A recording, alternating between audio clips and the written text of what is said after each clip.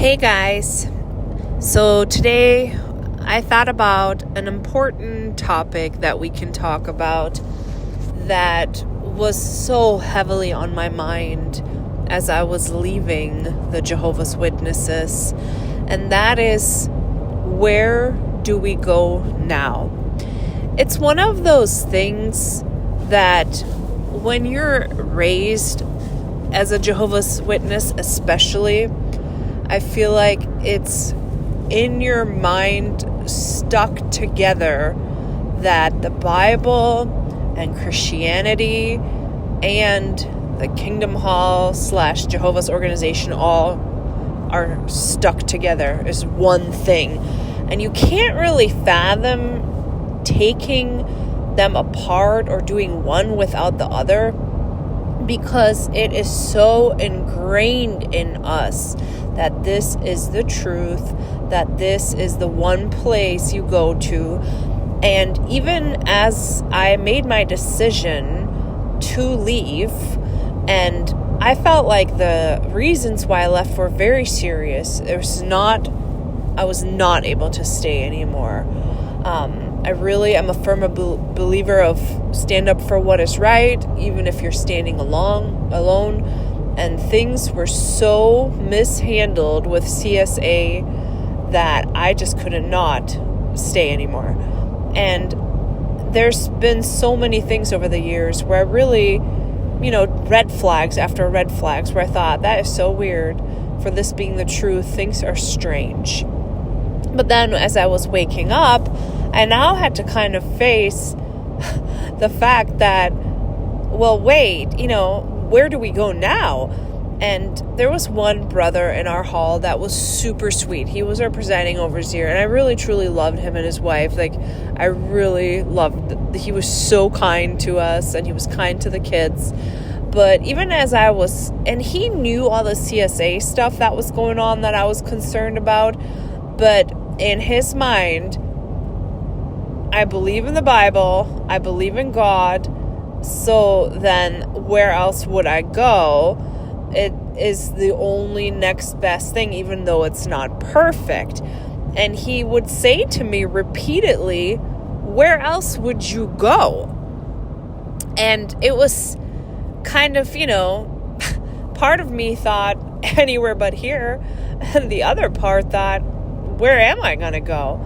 And it felt weird navigating that without guidance, especially since I was a born-in, and I heavily relied on searching for answers within the literature, within the Bible.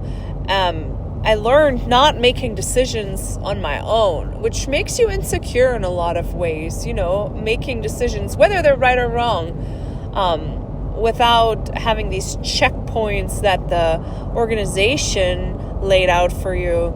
It was scary. But the truth is that you will make decisions, even when you're a Jehovah's Witness in the organization, that turn out to be the wrong decision. For example, you could go help where the need is greater. And I've known many couples that this happened to.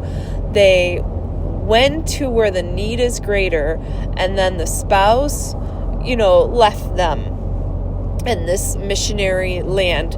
I know one couple, they were newlyweds, and this was their whole goal, and they moved with her family to this other country to help, and the husband totally left her and cheated on her, and she was devastated. So here you're thinking, I did everything that the organization told me to do. I put Jehovah first. I quit my job, and then this is my blessing, really.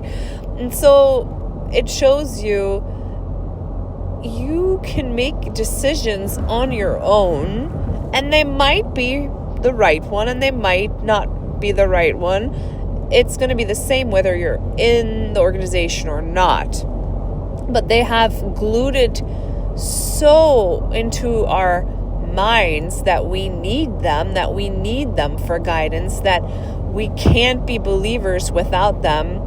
And one of the first steps that really truly helped me was reading Crisis of Conscience by Ray France, because he went through this whole ordeal of believing in Jesus, believing in the Bible, and breaking away from an organization that he found out to be crooked.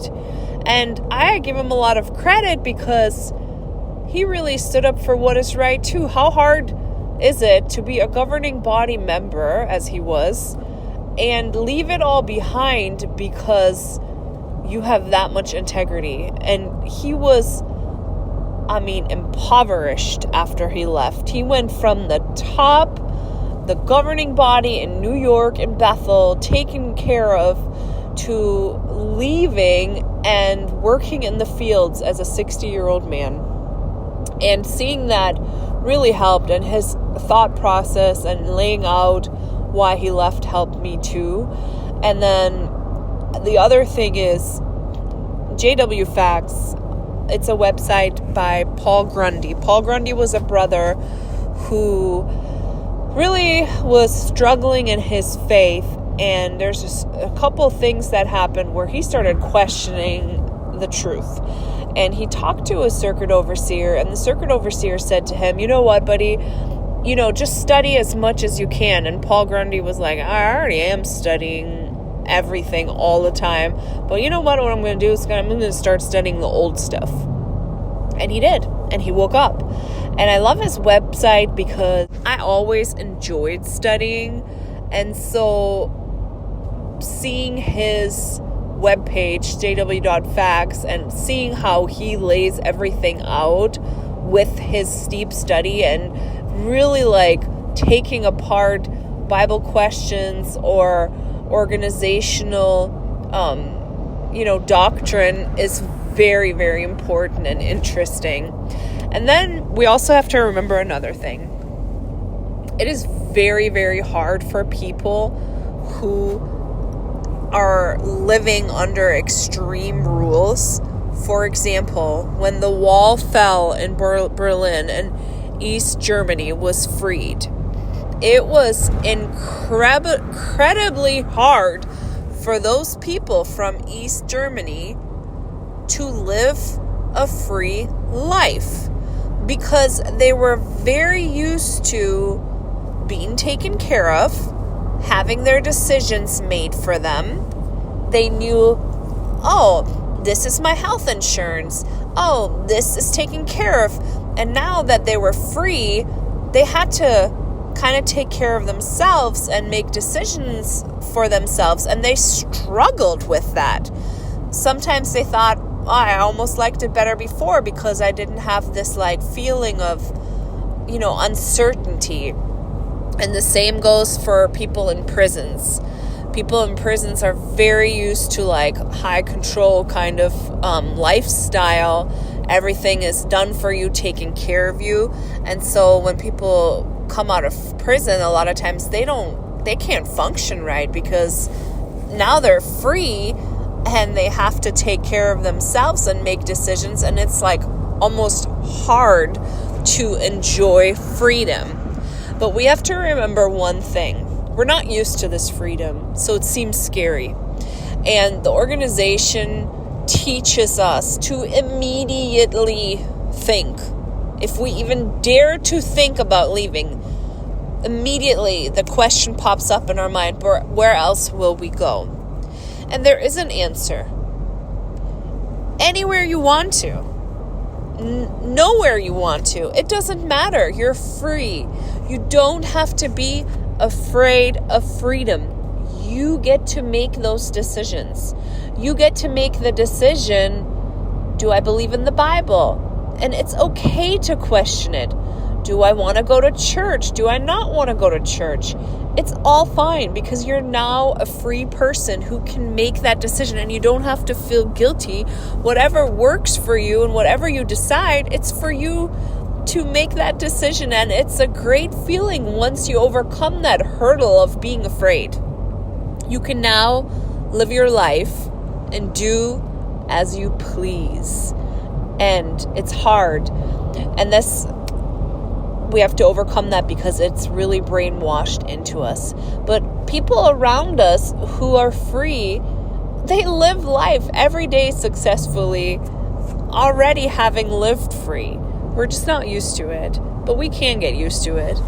And another thing that really, if you're struggling, please go see a therapist, because the therapist helped me so incredibly much. I don't even think I could have done it without my therapist. It was really, really good. There's support groups. Our local Exjw group where I am is absolutely wonderful. Like, I love every person there. We all understand each other. It's kind of like group therapy. When we get together, you have a support group. You're not alone. Look for those Exjw groups. They're usually in cities, so you can find it like Reddit, Exjw Reddit. Sometimes they're harsh on Reddit. I don't really like that. Like, if you're newly leaving, people can be harsh, but that's individuals. So there's jerks and there's nice people wherever you go. Just remember that. There's nice people in the organization and there's jerks. It's the same when you leave. But the thing of where will we go is also a thing that cults do, because of this incredible like us versus them mentality. We were in a group. We were made to believe that our group is our safe place and leaving is scary. I don't know if you've ever seen The Village, that movie from M. Shyamalan, but it really is kind of like that. It's like a cult, us versus them thinking, and you are so afraid of what's out there, and so you're supposed to be trapped in your group forever. And other cults and high control religions do the same thing. The Mormons do it, the Seventh-day Adventists do it. It's nothing new. And it's also a stop thinking technique that cults do, because as soon as you ask, where else will I go, that is where your question is now like leading you and grappling with, instead of grappling with the fact this isn't the truth. So if it's not the truth, you shouldn't be in it, because that is really what should be discussed. Is this, do Jehovah's Witnesses have the truth? Well, if they don't, why would you stay? It doesn't really matter where you go if they don't have it. And this is the point where I kind of have to draw from jw.facts, because Paul Grundy explains this so well. So when one wants to leave the organization of Jehovah's Witnesses, the question is asked, but where will you go? I have countless of text messages from people as I was leaving who asked me, where else would you go? Where do you go? And so I want you to really look this up in your Bible and listen to what Paul Grundy says, because this is really important. Ask one of Jehovah's Witnesses what Peter said when Jesus asked if Peter would leave him. The answer will invariably be that Peter responded, "Where would I go?" as this is how his words are quoted in the Watchtower. Where could we turn if we would leave God's organization today? There is no one else. Quoted from John 6:66-69, Watchtower 1975, September 1st issue. So furthermore, suppose a person was to separate himself from Jehovah's people. Where could he go? Is he not faced with the same issue that confronted Jesus' apostles when he asked them if they also wanted to leave him? The apostle Peter rightly replied, "Lord, whom shall we go away to? You have sayings of everlasting life." There is nowhere else to go but to Babylon the Great, the world empire of false religion, or into the clutches of Satan's political wild beast. Largely, disloyal ones who have left Jehovah's visible organization have made common cause with those in God-dishonoring Babylon the Great. Watchtower 1988, March 15th issue. So here is where we really need to pay attention as to how Watchtower twists words. Because at John 6:68, Peter did not ask Jesus, "Where should I go?" but rather, "Lord, whom shall we go away to?" This is the essence of Christianity. It is not about an organization, but about being a follower of Jesus. Galatians 3:29, Moreover, if you belong to Christ, you're really Abraham's seeds, heirs with reference to a promise. John 8:32 and 36, you will know the truth, and the truth will set you free. And here Paul Grundy says, Christian freedom comes from belonging to Jesus, not an organization. Otherwise, a person is no freer than the Israelites that were enslaved to the legislation of the Pharisees. And arguably, Jehovah's Witnesses will quote how in ancient Israel, there were so many laws that were really a burden to people. And, Jesus said, my laws, my yoke is light. I'm not putting all these rules on people. And here we were in an organization that makes rules about every little aspect of your life. If you think about how controlling we lived, I had my ear pierced one time, on the cartilage on top, and a sister immediately came, touched it, and said, that's ugly, because unwritten rule, Jehovah's Witnesses don't do that. If you color your hair a little bit too brightly, even if it's a natural color that's too brightly, immediately someone says something. Skirt length, nail polish. I know in Poland, they controlled the nail polish colors that you could use in one congregation. The brother banned wearing all red nail polish because it was like a harlot. Unwritten rules from A to Z. It also depends on the local elders. I've seen this happen. And so we were just as enslaved by Watchtower's rules as the ancient Israels were with the Mosaic law. We had rules for everything. Skim through the Watchtower articles. Every aspect of our life was controlled. And it is not about where we will go. It is about who will you go to. And if you are a Christian, you go to Jesus. There's your answer. And John 10:9, it says, I am the door. Whoever enters through me will be saved, and he will go out and find pasturage. Acts 4:12, furthermore, there is no salvation in anyone else, for there is not another name under heaven that has been given among men by which we must get saved. Acts 16:31 is so blatantly tells you don't need an organization. It says, believe on the Lord Jesus and you will get saved, you and your household. So this is so important when you worry about this. Where will I go? You are free. You can go wherever you want to. And the scriptures don't even say that. Where will you go? It's a question that Jehovah's Witnesses have created and other cults have created. No one else will give you this protection that we have. No one else will keep you safe. And Jehovah's Witnesses aren't the only ones who do this. Other religions totally make you fearful of leaving. And yet, if you leave, you're free to make your own decisions and you do not have to worry. You're going to be fine. So I really hope that I can help someone with this.